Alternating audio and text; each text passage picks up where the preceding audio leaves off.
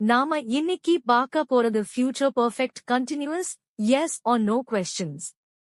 நீங்க நாளைக்கு இந்த நேரத்துல 3 மணி நேரமா வேலை பண்ணிக்கிட்டே இருந்தீங்களா? Will you have been working for 3 hours by this time tomorrow? சும்மா future tense இல்லை இது. இதுதான் future perfect continuous tense, yes or no type questions. நம்ம கேள்விக்கு yes அல்லது no ன்னு மட்டும்தான் பதில் வரும். பட் அந்த கேள்வி ல வரணும் இல்லையா? இப்போ பாருங்க, நீங்க ஏற்கனவே ஒரு வேலை ஆரம்பிச்சிருப்பீங்க.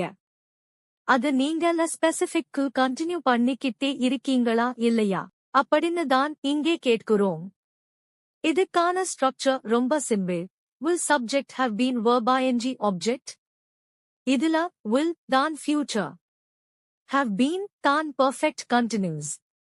இப்போ உங்களுக்கு questions எப்படி வரும்னு பாருங்க. Will you have been running by 9 am tomorrow? நாளைக்கு காலை 9 மணிக்குள்ள நீ ஓடிக்கிட்டே இருந்தியா? Will they have been working for a year by the end of June? June முடியும் நேரத்துக்கு அவங்க ஒரு வருடமா வேலை பண்ணிட்டு இருந்தாங்களா? Will she have been practicing guitar for 2 hours?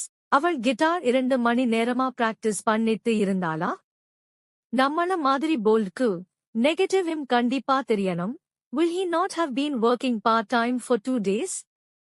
அவனோடு 2 நாளா part-time வேலை பண்ணிட்டு இருக்கலையா? Will you not have been learning English by July?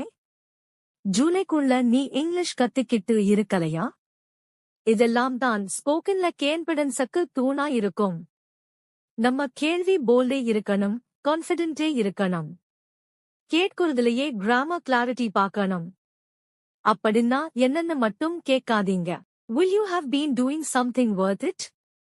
நம்மள இருக்கணும்னா இப்போ லேர்ன் பண்ணணும், பிராக்டிஸ் பண்ணணும், பேசணும். Don't scroll. Don't fear.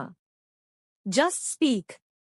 And hey, if you will have been learning with Set Academy, then don't forget to like, share and subscribe. Next video, WH questions in future perfect continuous. So, stay tuned. Thank you for watching.